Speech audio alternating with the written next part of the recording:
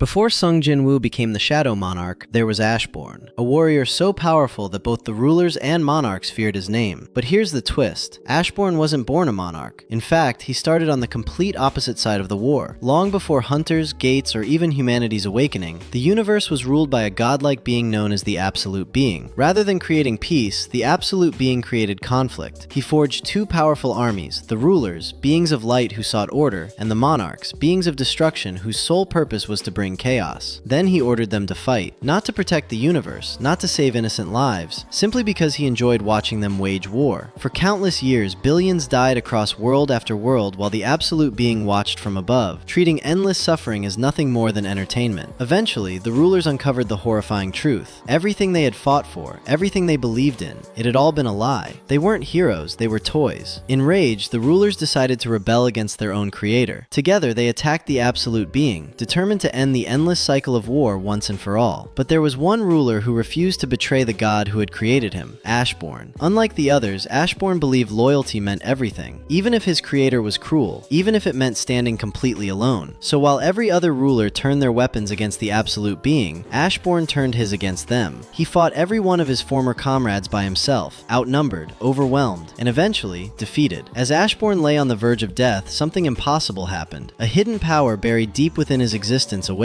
the power over death itself. In that moment, Ashborn ceased to be an ordinary ruler. He became the first and only Shadow Monarch, no longer bound by life, no longer bound by death. With his new powers, every fallen enemy became another soldier in his ever-growing shadow army. Every battle only made him stronger. Every loss became another victory. The monarchs, who once saw him as just another enemy, quickly realized they had created something far more terrifying. No matter how many soldiers they defeated, Ashborn simply brought them back. Soon, even the monarchs feared facing the man who commanded death itself. But despite becoming one of the most powerful beings in existence, Ashborn understood something that no amount of strength could change. Nothing lasts forever. Even the Shadow Monarch would eventually reach the end of his journey. He needed someone worthy to inherit everything, not just his power, his responsibility. Many would assume Ashborn wanted the strongest warrior alive, but that's exactly where most people are wrong. Strength can be gained, power can be inherited, but character cannot. Then, on a small planet called Earth, Ashborn found someone unlike anyone he'd seen before, Sung Jinwoo, the weakest hunter in the entire world, a man who entered dungeons knowing he could die, a man who was constantly injured, mocked, and underestimated.